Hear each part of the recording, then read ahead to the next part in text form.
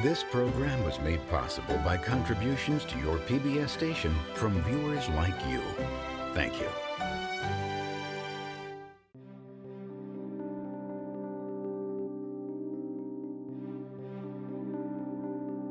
You know, the fundamental of the idea that the adult brain is set in stone is, you know, the common saying that you can't teach an old dog new tricks, but in fact you can.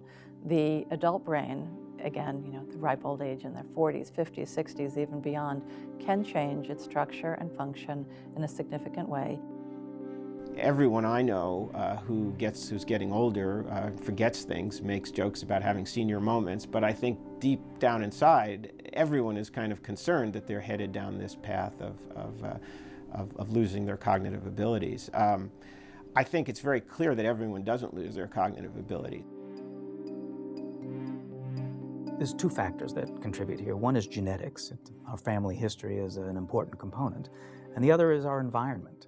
And those relationships between genes and environment dictate the degree of gray matter loss.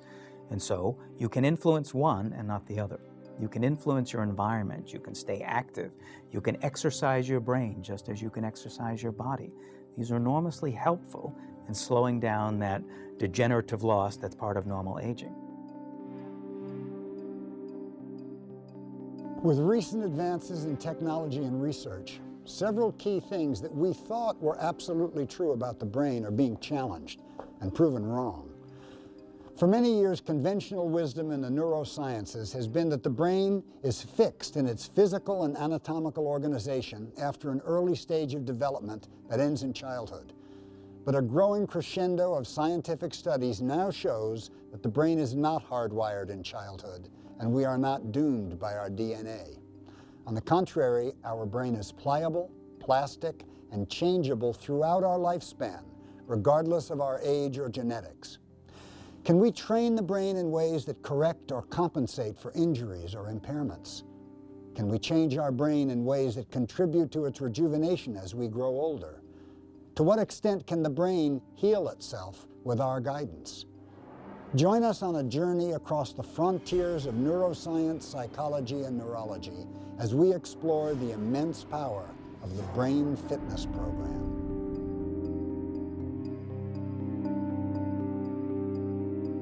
Neuroplasticity is the key to brain fitness. The brain is malleable. Throughout our entire lives, it can be physically and functionally changed, even improved upon by how we use it. Brain plasticity has been called one of the most extraordinary discoveries of the 20th century. It's true throughout evolution that the plasticity of the brain, the ability of the brain to adapt to our environment, continues through life. That adaptation is an opportunity for us to continue to stimulate our brain and slow down the degenerative progression during aging. But brain plasticity does not function in the same way throughout our entire lives. In infancy and early childhood, the brain goes through its critical period, a time of riotous plastic brain change. This is a special period of time when plasticity is taking place on a large scale. Well, a critical period in brain development is a setup period. That's when the brain basically is initially organizing its activities, it's doing the initial sorting. It's basically setting up the machinery in the initial form that allows us to take off in learning. But in this early period, the brain actually can't control learning itself. And a marvelous thing happens across the early life of the child.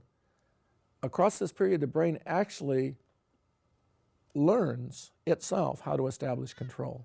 When our bodies sense something, a noise, a feeling, a sight, our sensory organs, such as our eyes and ears, translate it into electrical impulses that the brain can understand. These impulses travel through the brain by passing from one neuron, a brain cell, to another, like in a relay race. How the impulses travel, the neural route they follow, the speed with which they're passed along, and so on, can change. As a skill is developed, these neural routes become more pronounced, deeper, faster, and easier for the brain to follow, and they involve more neurons. At birth, the brain has a few inherited neural pathways. Early in life, all of these main trunk lines are formed. It's a little bit like thinking of a map of the U.S. or you're born with the superhighways or the big roads. And then gradually, as you develop skills and abilities, you're filling in the little local roads and the streets, and ultimately the driveways and the little lanes and byways and riding paths and walking trails. Ultimately, if you wanted to figure out how to get to grandma's house, you got to have all of that detail. So the brain basically starts by, of course, creating a basic way in which it ships information around on the big highways. And what it's doing is refining its pathways so that ultimately it can get to more and more specific control, more and more specific behavior, more and more specific collaboration in its control.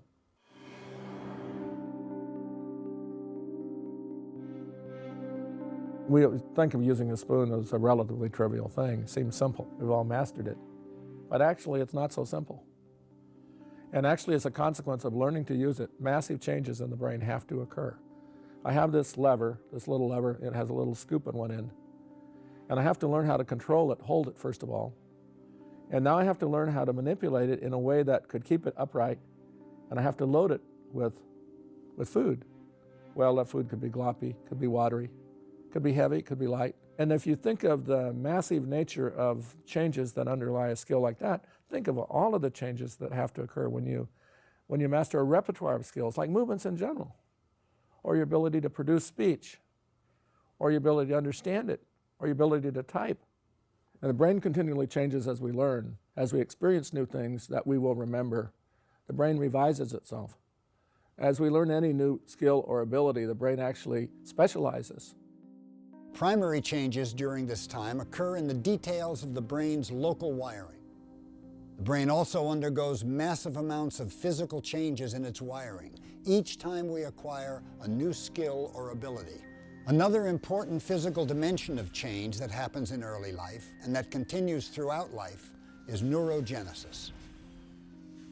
It seems that really what happens is you're born with some number of neurons, and then you make more and more and more and more until you're at least a year old, maybe a little older. And then after that, your brain starts pruning off, maybe not killing off neurons, but killing off little branches of them that go off to form connections with other branches. Those connections are called synapses. And then somewhere in there you stop losing and you just have sort of a static number of neurons. But nobody has quite figured out, there's new evidence that shows that you do make some more, but nobody quite knows what the trigger is to make more neurons. Nobody knows how it happens. I think it's a hot topic, to say the least, in neuroscience, because if you could figure that out, you might have the solution to a lot of diseases and possibly to some mental capacities, that we wish we had. Neurogenesis simply means the production of new neurons in the brain. We know that that process continues into at least early toddlerhood, but it had been thought that it stopped again around the age of 2 or 3. And the reason was it wasn't based on empirical observation, it was more just sort of backward reasoning. Namely, the brain is a very complicated computer, and surely if you just sort of haphazardly throw new wires into there, that can't do any good. Therefore, the brain cannot be making new wires, new neurons. Well, it turns out that in an experiment done in the late 90s, which was very clever, they took cancer patients who were terminal and who had, of course, given their consent to the experiment, and they labeled their brain neurons with a particular dye that was incorporated only in dividing cells, in other words, only in cells that were making more of themselves. And this is something that, of course, cancer cells do all the time. After the patients passed away, their brains were examined, and it turns out that a number of neurons in the brain had taken up this dye, and that was prima facie evidence that, in fact, new neurons were being born in the brain. And just to underline, these were elderly people. They were in their 50s and 60s and 70s. So even once you are well past the age of Medicare, your brain is still forming new neurons. And then the question is, under what circumstances does it do so, and can you speed it up? And there the answer turns out to be yes. But surprisingly, you speed it up not by doing crossword puzzles till you're cross-eyed, but instead through physical activity. Something as simple as an hour of aerobic exercise 5 times a week will dial up the rate of production of new neurons in the brain. So there's hope for all of us yet. Studies have also shown that neurogenesis is amplified by certain mental activity. It takes the right kind of mental activity to achieve positive results. Activities with measurable results that increase in difficulty will challenge your brain to grow and stay healthy. The brain is constantly adapting to new experiences, learning language at about 1 year, learning other things as they get a little older, learning mathematics, learning a second language, learning how to perform a violin concerto. All of these things have a critical period in the brain. It doesn't mean you can't learn it at a different age, but the brain is more susceptible to adapting to this new task at specific ages. There was a time, not too many years ago, when most scientists believed that the ability to physically remodel our brains was limited to the critical period in the earliest years of childhood. Now we know it's not true. We learn all across a lifetime. But from the end of the critical period to the end of life, the brain controls its self-development, its plasticity. During this time, the brain establishes machinery that is specialized to fit into its environment. And most importantly, it can change this machinery. It is capable of rapidly revising it to accomplish this crucial initial specialization. When I was a boy, everyone knew that a child born with a deep cleft palate was in real trouble. We knew that they would never have normal language abilities. We knew that they'd be slow to learn to read. We knew that they would be cognitively impaired. But a surgeon in Europe discovered 35 years ago maybe, of that order, that if you just fix it when the baby's young enough, none of that happens. Wasn't really inherited. So how do you explain that? Well, it turns out that the cleft palate divides the top of the roof of the mouth, and it closes off two tubes that drain fluid from the middle ears. And these babies were hearing everything in their native language. All of their model in their native language was, in a sense, underwater. It was all muffled. So their native language wasn't English, or it wasn't German, or it wasn't Swedish. It was muffled English. It was degraded German. It was lousy, noisy Swedish. So when you provide that baby, when you provide that brain with a clear signal, English or German or Swedish in a sharp and clear form, the normal form, then the brain can organize its representation. It can plastically revise its machinery to specialize for the sounds of its native language. But the brain, with its wondrous ability for change, can also compensate for injury well beyond childhood. It's usually thought that the later you undergo some trauma, the less likely it is for your brain to reorganize in a significant way. But in the case of a number of people in a study who indeed lost their eyesight after the age of 14, their brain was also able to respond. Usually what happens is that the visual cortex no longer receives signals from the eyes, again, whether that's from birth or later on, and the visual cortex takes up about 1/3 of the brain. So that's an awful lot of the brain to have nothing to do. So it seems to recognize that no signals from the usual sources are coming, and the visual cortex, therefore, gets a new gig. Typically, it becomes sensitive to sensations arriving from the fingers. It becomes able to process signals from the fingertips, from sometimes other regions of the body. It sort of turns itself into somatosensory cortex, but in other cases, it becomes auditory cortex. What we see is, just in daily experience, a lot of people have noticed that people who are blind have a more acute sense of hearing.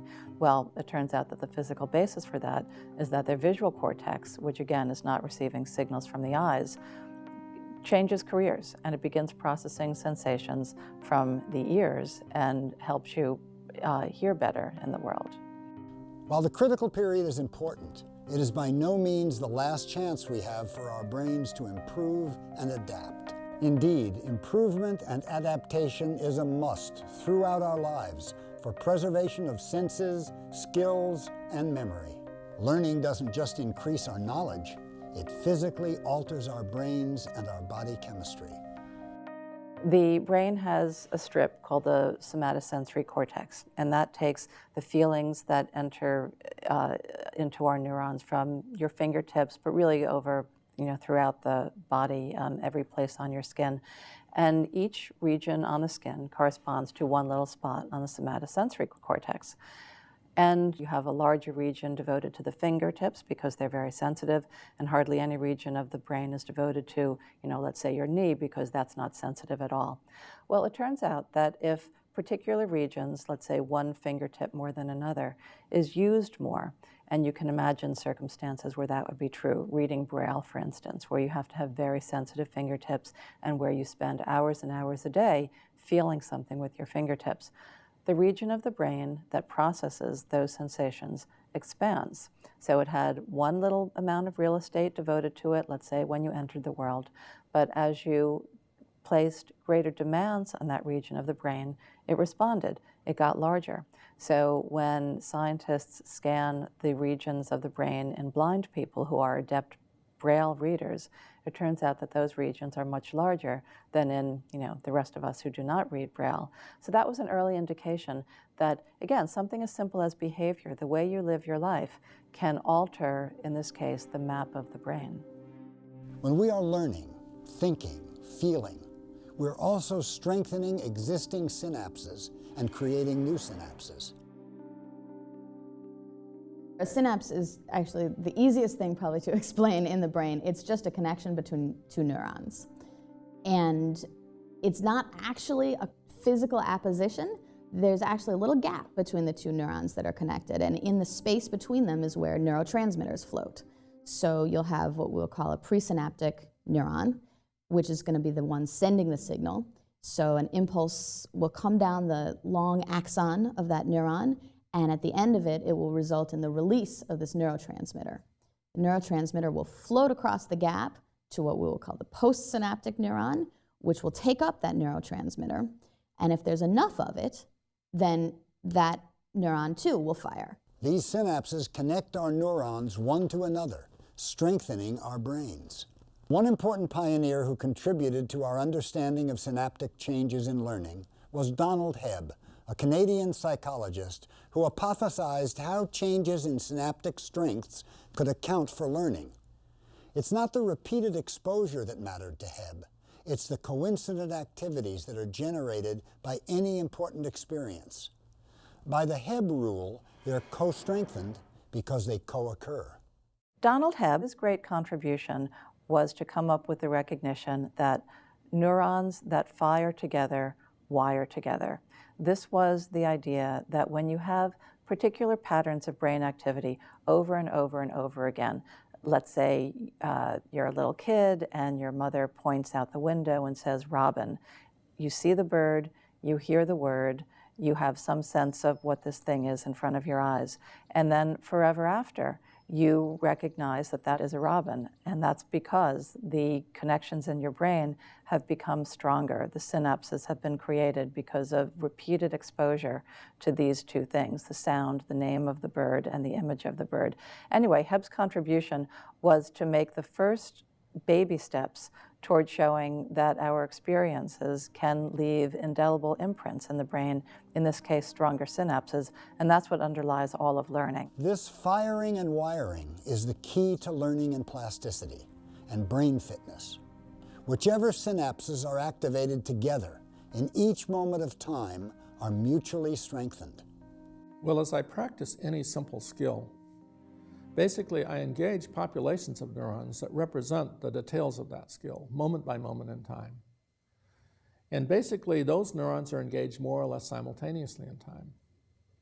And one of the tricks the brain has for specifically strengthening its connections, the connections that contribute to a good effort, to success, is that it strengthens all of those things that happen together in those little moments of time. So that what is activated together in that little moment of time that really matters for the good try are co-strengthened.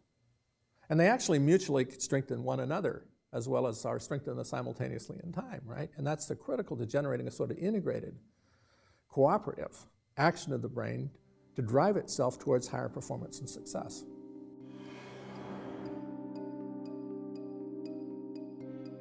And how do we know all of these things are happening inside of our brains? We know it because we can see it. I can put a living individual into a scanner and watch that person's brain function. I can ask that person to count backwards by threes from 100 and see the circuits that are active while they're doing that. How remarkable is that? It's amazing to me that you can actually see the brain functioning while this person performs a task. That has revolutionized our ability to study the human brain. And to me, I think that holds the greatest promise for us to understand all the complexities and all the nuances that make us so human, because you couldn't do that before. And we can actually watch this person in the scanner doing these tasks. That's amazing. Functional MRI is a way of using MRI, but also watching the blood flow in and out of structures. And the kind of functional MRI I like the best, of course, is functional brain imaging. And what happens there is they're able to take a picture based on the properties of the blood as it comes in of which areas of the brain are getting more blood at any given time. And that can change. And what scientists are doing is they'll correlate the change with the mental task or the stated emotions or mental state of a research subject. And then they can see which parts of the brain are more active at the time that the patient is, or subject, is experiencing an emotional state or thinking about something. These important advances in technology have allowed us to see inside the brain. Scientists have repeatedly documented the remarkable capacity for human brains of all ages to change. With that ability lies extraordinary potential for growth and rejuvenation. But this change is not extraordinary. In fact, it is what our brains were designed to do. These are changes that result from the lives we lead and the experiences we have. These are changes that you can induce by learning to play the piano. They are changes that come about when you think new thoughts. So the ways that the brain can change are really opening a lot of eyes on the part of the neuroscience community. As we age, our brains, as our bodies, aren't quite what they used to be. Much like working to maintain our figure, we must also work to retain our mental acuity. And if we don't, the brain's reliability, agility, and flexibility gradually decline. Then the ability to execute simple tasks or recall information can become a struggle. The typical 30-year-old has command of the use of about 30,000 words. The typical 80-year-old uses about 10,000. It's a fact of modern life that the mature adult has an almost 50-50 chance of ending life non compos mentis. But with brain plasticity, we can change these odds. We can strengthen our brains well past the critical period and even regain some of what we may have lost. But to understand how the brain can change, we must first understand how it ages. It's not so different from the rest of the body. I used to be a 6-foot, 240-pound linebacker. No, seriously. We lose muscle mass as we age. It's just the natural order of aging. And in the same way, the brain loses mass as well. Parts of the brain begin to degenerate as part of normal aging. If you look at the brain through an MRI scan, for example, you'll see the widening of the sulci, the valleys between the various ridges on the surface of the brain. These widen and fill up with fluid. It's just representing a loss of tissue. The ventricles, spaces that are filled with fluid in the center of the brain, they get larger. So the amount of tissue, brain tissue, is reduced over time. Everybody has recognized from time immemorial that as we get older, our brains decline a little bit. We don't function as well as we did with memory and just sort of with quickness of processing. And it used to be thought that this had to do with just a global loss of neurons, but nobody has actually been able to account for enough neuron loss to cause the sometimes dramatic decrease in function that people have as they get older. And it turns out that what the thinking is now is that what it actually is a loss in synapses, that some synapses just die off. The connection is lost from one neuron to another. And a loss of myelin, which is this, I like to think of it as like electrical tape. It's made by cells called oligodendrocytes, and it just insulates the long, skinny axon of the neuron and allows each neuron to send its message faster. And if you lose myelin, if you lose a lot of myelin, it can be dramatic and devastating. But if you lose a little bit, it can just sort of subtly damp down your processing, as happens to a lot of us as we get older. Wrinkles and loss of muscle mass are an obvious sign of aging. But the impact upon our brains is even more startling. Moments of memory loss, loss of balance, even difficulty hearing. It all starts with the brain. As we get older, the speed with which we think and recall and retrieve things does slow down. And so if you then introduce things that are distractors and intrude your ability to retrieve memories, you can look like you're having a memory problem. So what are some of the things that are distractors? Well, get yourself in a room that's loud, with a lot of people talking, put a few drinks in you, keep it late at night, become anxious. Any of those things definitely in any of us can intrude into our ability to remember things.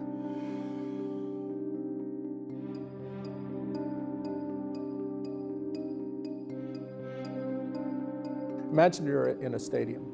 Imagine everyone in the stadium is clapping at a low random rate, and you hear a low, dull roar coming out of the stadium. Imagine that 50 or 100 people decide they're going to clap in unison.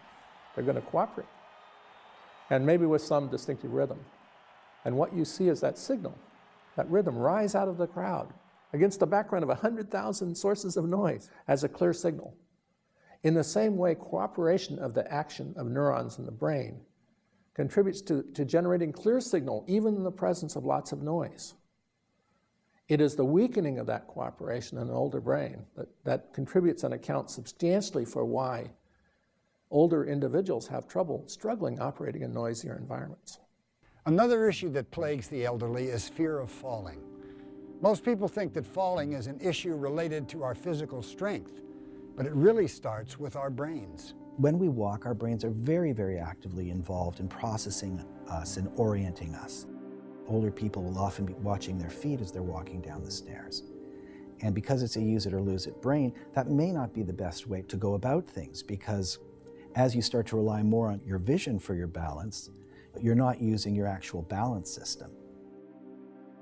As we've seen, plasticity can be used for powerful changes, or positive plasticity.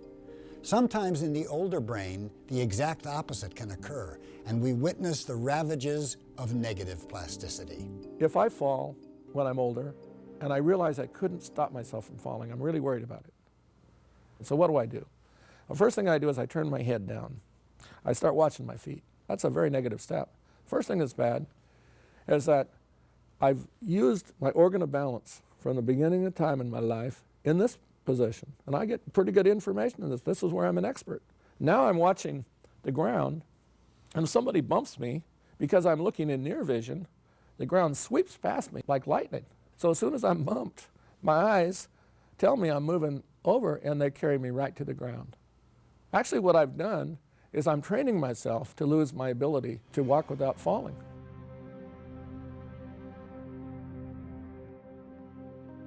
What I'm saying is you actually learn in lots of ways, inactively, to drive things negatively so that you're less capable, so that you're less versatile, so that you're less agile mentally and physically.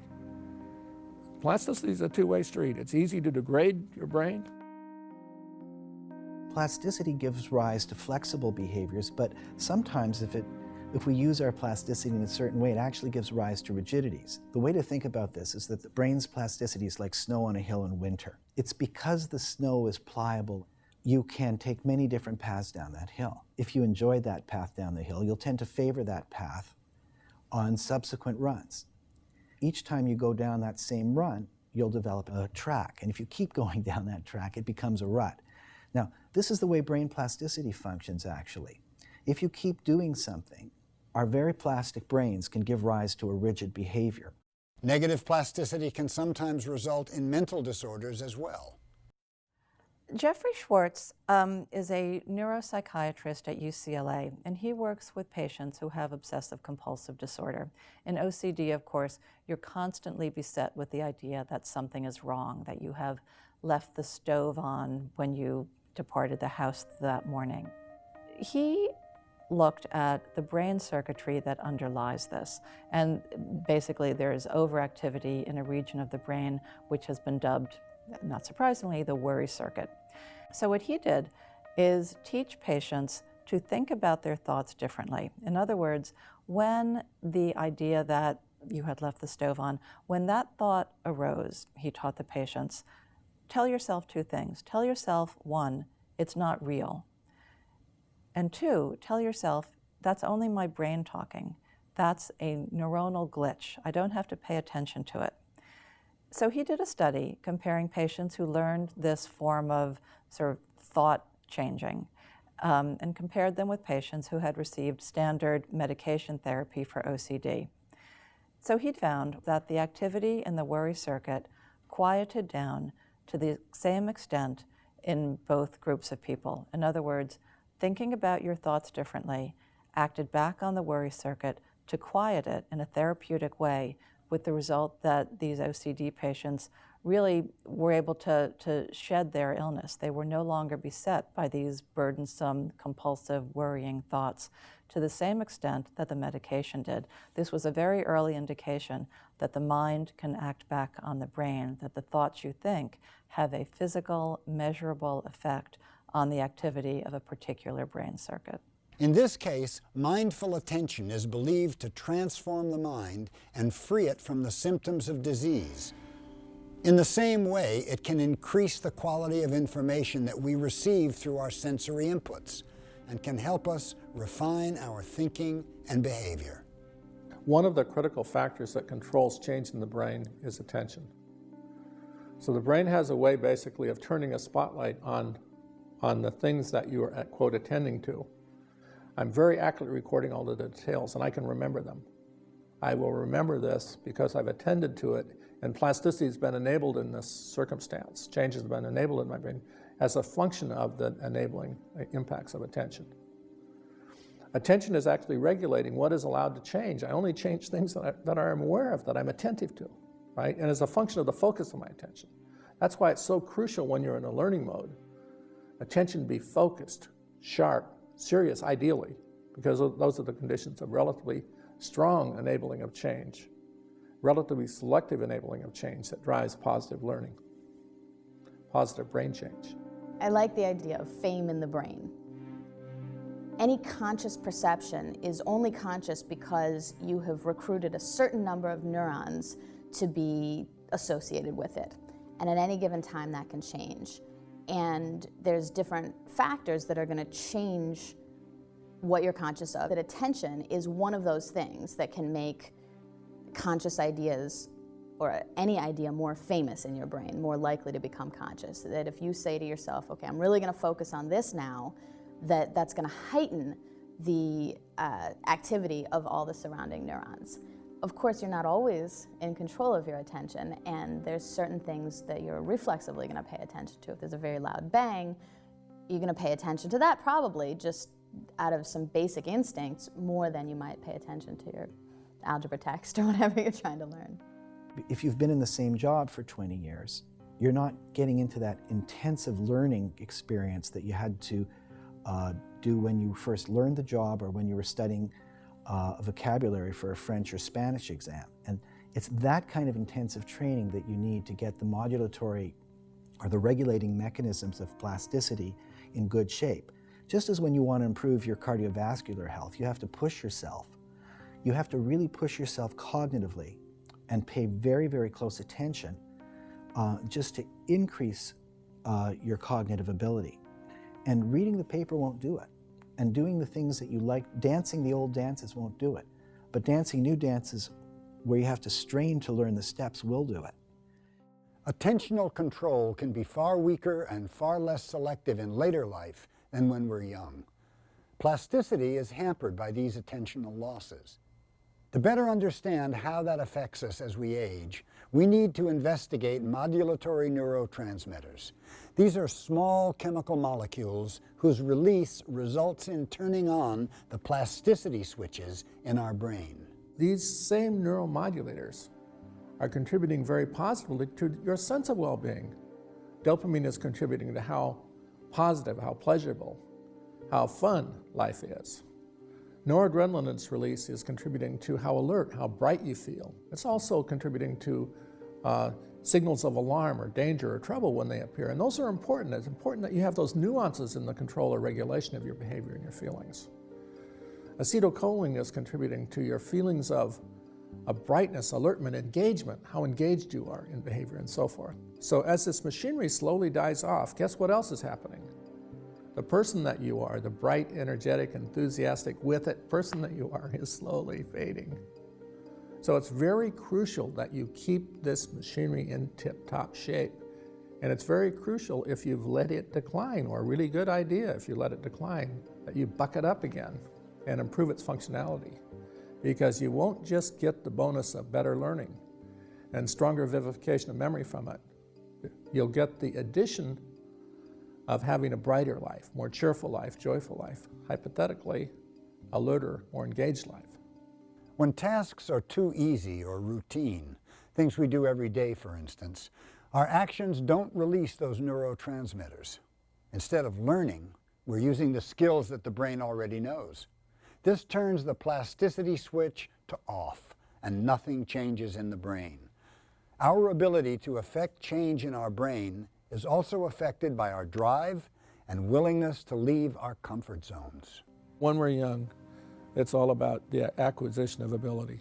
At some point, we cross a transition in which we're mostly acquiring ability to a point in which we're mostly using abilities that we've already acquired. We become users. And now, most of our time is spent using the skills and abilities that we've mastered in our younger life. Now we're no longer spending most of our day acquiring ability or information. We're churning it up from our past. We're relying on all of those things we know about. We want to do the things that we've mastered. Don't tell me I should learn a new game. I'm good at golf. We all get, quote, set in our ways. And what this is really reflecting is that we're seeking the comfort of the things we've already mastered that we're good at. We think of learning in terms of content. We don't think of improving our brains and how they could acquire that content. Real learning is continually elaborating what is us and our abilities. That makes us more effectively operating in the world and controlling ourselves, our brains and our bodies in life.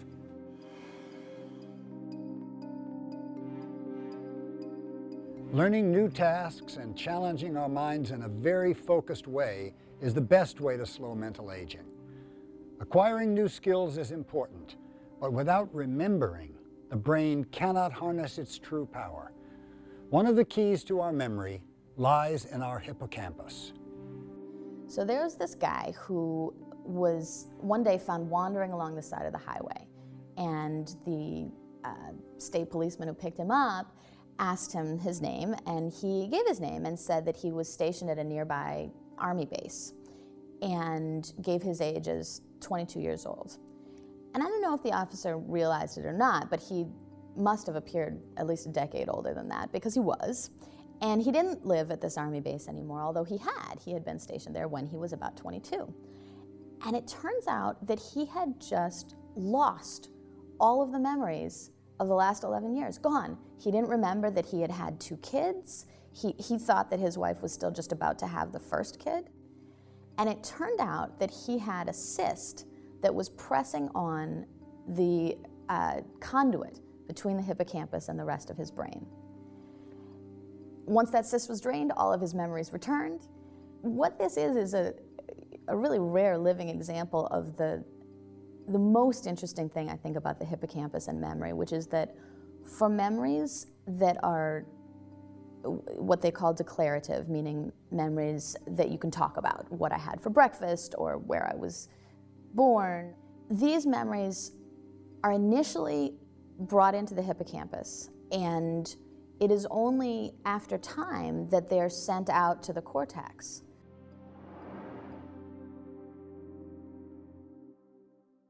Brain change, harnessing the potential for positive plasticity. These are the hallmarks for maximizing the level of your own brain fitness.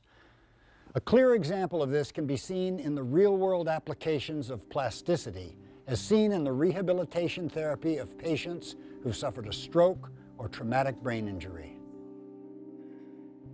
The phone rang around 6:20, and I looked at caller ID, and it said Fort Campbell, and I knew, So I just said, "John's my son, is he okay?" And he said, "Ma'am, there's been an incident." Well, I remember running up to a Humvee to start unloading it, and all I remember was falling down, and I thought I smacked my head on my rifle. When I got up, I wiped my forehead and there was a little bit of blood on it. And I guess the mortar round had exploded about 5 feet away from me. And shrapnel had gone straight through my helmet and then straight through my head. The affected arm had a greater deficit at shoulder and elbow than the fingers, but even the fingers, he had no dexterity, the thumb was extremely weak, and there was almost nothing that he could do with the arm. Edward Taub's therapy that he pioneered at the University of Alabama at Birmingham was developed in the service of rehabilitation of brain damage, whether that damage was caused by a traumatic brain injury, like that experienced by John Barnes, or by something like a stroke. If you constrain the good arm so that the patient doesn't rely on it, but instead through intensive therapy, which is about 8 hours a day, 5 days a week for a couple of months or more, but just encourage and coax and urge that patient to use the seemingly paralyzed arm, which sounds paradoxical, but they can. They can make tiny little movements, and if they build on those, they can regain function. Dr. Taub's therapy had similar success with another traumatic brain injury patient, Army veteran Christopher Lynch. It's marvelous working with John and with Chris because they have the discipline of military training. So they approach this as if this were boot camp or basic training.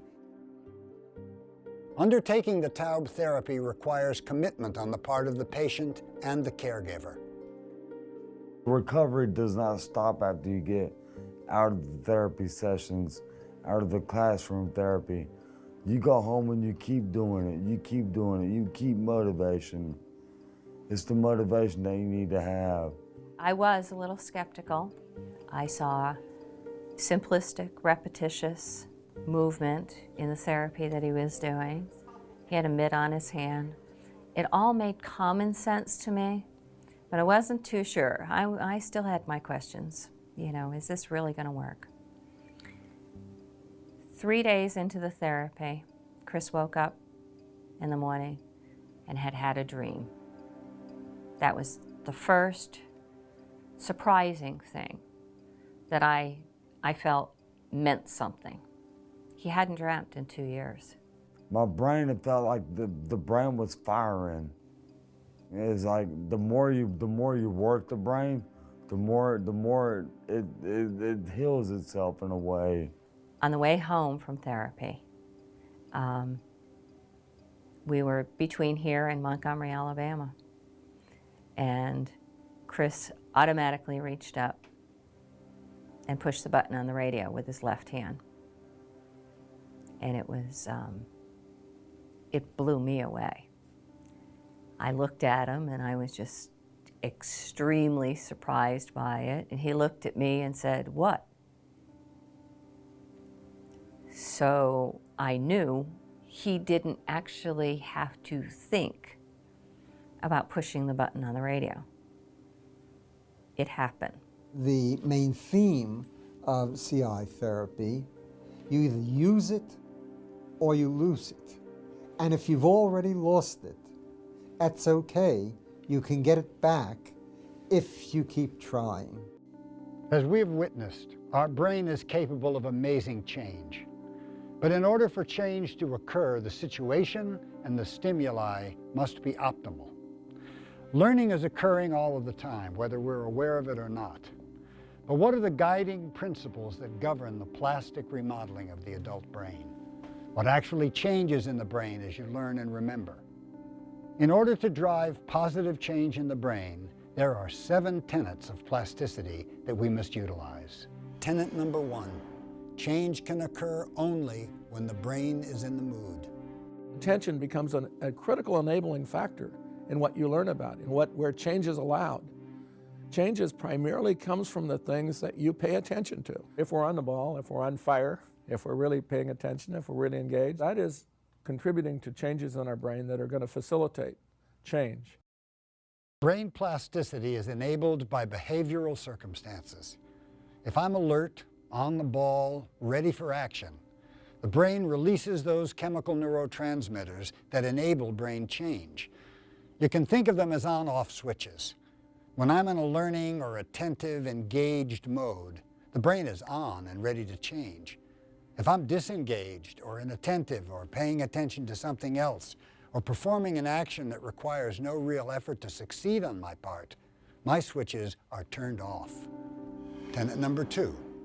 Change strengthens connection between neurons engaged at the same time. Sometimes the brain knows immediately that it has a good outcome. You know, like I put the quarter in the slot machine and the bells go off and there's $250 of worth of quarters coming down, right? I mean, sometimes it knows immediately, it doesn't have to guess, right? Other times it creates a model, commonly a model of some perfection in an activity. So if I'm trying to bounce a ball on a paddle, for instance, of course, the first time I do it, I might get one bounce and then there goes the ball. But I have this model and I'm weighing the value of tries. If I do it 3 times, wow, you know, I'm improving. The brain says, good, save that one. Now what is it saving? It's saving that combination of connections that contribute to the good try, and it's making them a little stronger. So you can say in any behavior like this, the magic is selectivity. It's changing the connections selectively that contribute to the good try. Tenet number 3, neurons that fire together, wire together. Things that we see or hear usually have many complexly related parts. The brain strengthens its connections between the things that reliably occur in serial time and makes predictions. By saving these connections, it has a capacity for continually making predictions about what goes with what and what comes next. They contribute greatly to the brain's reliable and stable actions. I mean, the brain is a highly integrated organ, that there are components of activity that are occurring throughout the brain in all of our behaviors. It's relating it to past experiences. It's predicting what may happen in the future. And so it's not so compartmentalized in a way. Even vision, as we look at each other, you know, maybe I remind you of somebody that you met before, your long-lost uncle. And so you're having little images and memories of past visions that you've had. Or you like my tie. You've seen one like this in a store when you were walking down the street 2 weeks ago. So even though it's a simple sensory input, it's relating to other things that your brain has in it.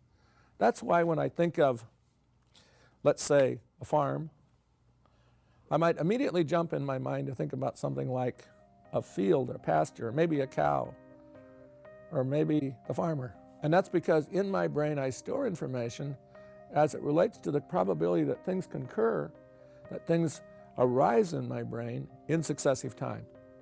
The brain is actually constructing not just isolated representations of little pieces of the behavior that you're getting better at, it's actually constructing the sequence.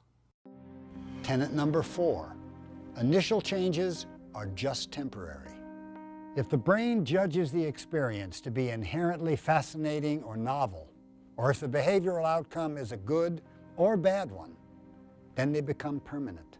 When something occurs that really engages our emotions, that really engages us powerfully, we know it's important, we never forget it, right? And it's because the brain basically is saying, save that one.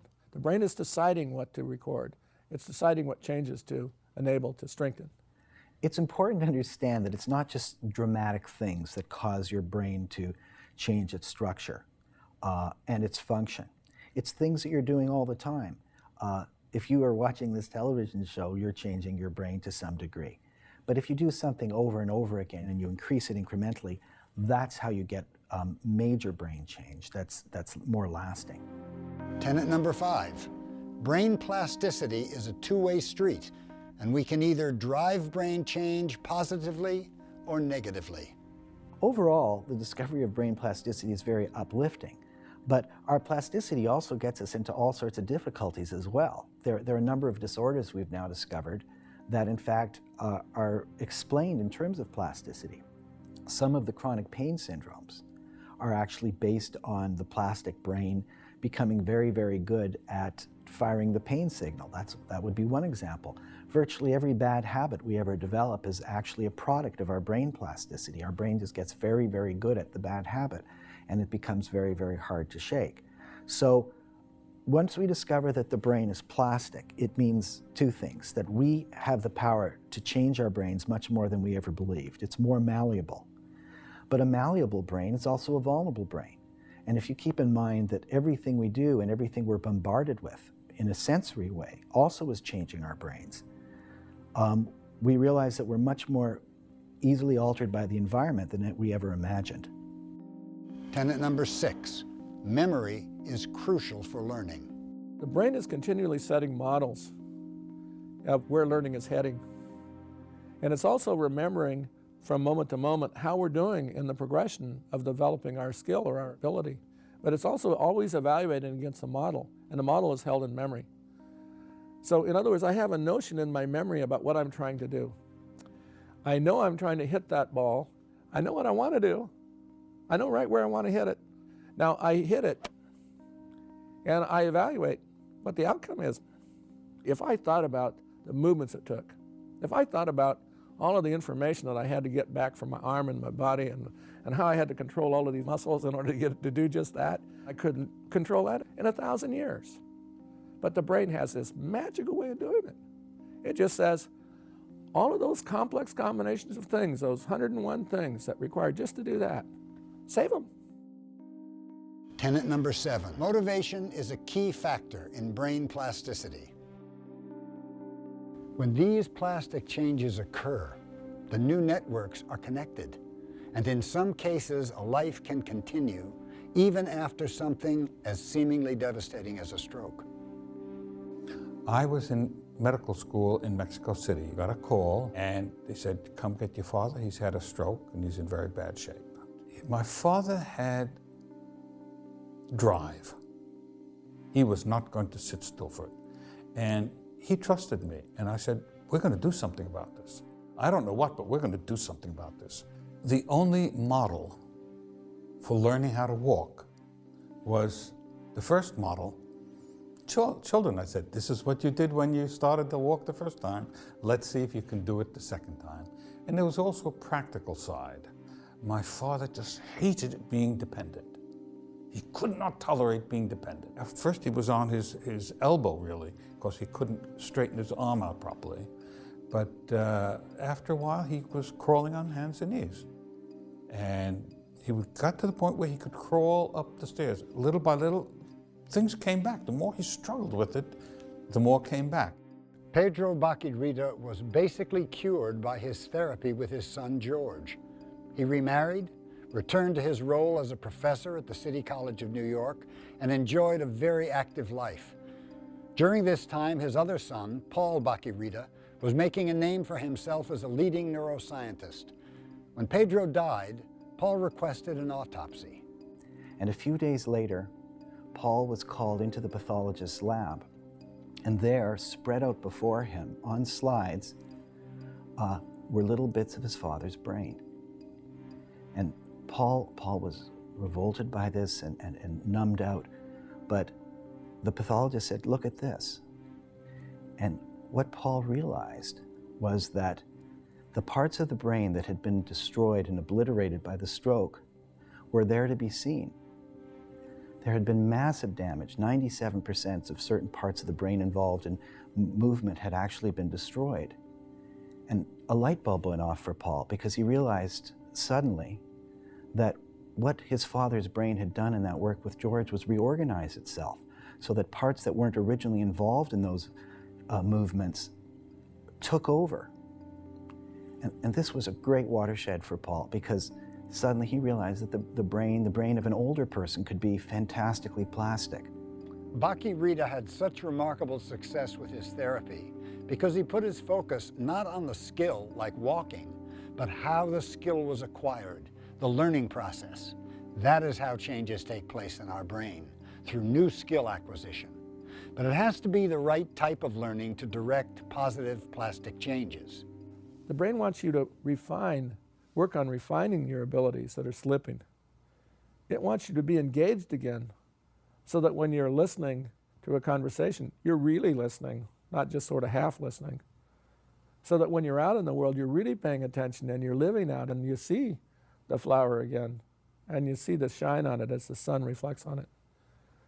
In a sense, the brain is asking you to be young again in your attitude. It's asking you to have your eyes sparkle again with life. It's asking you to take up new challenges. It's asking you to take life seriously again. It's asking you to be engaged with power and vigor and energy and intensity. So I think one of the deadliest things that happens in a modern life is that we imagine that the good life is a life that in a sense is the withdrawn and the controlled and the boring life of the mundane, all of those things that we're good at, that pretty soon nobody else is that interested in knowing about because we reduce ourselves, we simplify. We become the older person that has relatively little to talk about and certainly relatively little new. And we seek comfort as opposed to novelty, as opposed to a new perspective, as opposed to a new ability. If you want to improve your brain, there's 4 things you've got to do. The first thing is you need your heart to be in decent shape. Your heart supplies your brain with blood and oxygen, and it needs that to run. So cardiovascular exercise is actually important. Then the training has got to be incremental and start just below where you are. Then it's got to be taxing. It's got to be systematically improving and doing something that's it's difficult for you to do, but you can still manage with a bit of a strain to do it. And it actually should be interesting. And the reason it should be interesting is because the chemistry involved in motivation. Neuroplasticity is in fact the brain's default position, that it can undergo changes in its structure and function based on just everyday circumstances, whether it's learning to play the piano to expand the region of the somatosensory and motor cortex that controls the fingers that you use on the keyboard, whether it's acting back on the emotion regions of the brain through mental training and meditation to dial up the activity that corresponds to a greater sense of well-being, of contentment. So the idea that neuroplasticity is some special or even aberrant thing that the brain does is completely incorrect. Neuroplasticity is something that can be tapped in ordinary life through just normal activities that you undergo throughout your day and through the thoughts that you think. We'll all hopefully live to a ripe old age. But what will we be when that happens, right? I mean, it's not so much about getting old, it's about being a better older person, right? I mean, we're all capable of being a better, more fascinating, more interested, and more competent older person. And that's what it's about. It's about living to the very end of life, just full of it. You've probably spent a long time on the downslide, neglecting your brain. But if you undertake a program of brain fitness, the payoffs can be enormous. It's all about giving your brain span the chance to eclipse your lifespan. As we get older, the decline of the machinery that controls our learning and memory also controls our verve, our brightness, our confidence, our spark. Be encouraged to know that if you exercise your very plastic brain in the right ways, you'll be surprised how much the joy, the spirit, the dancing of body and mind will return. It's far beyond remembering the odd face or word. It's about retaining your vitality, your savoir-faire, your independence, and yourself.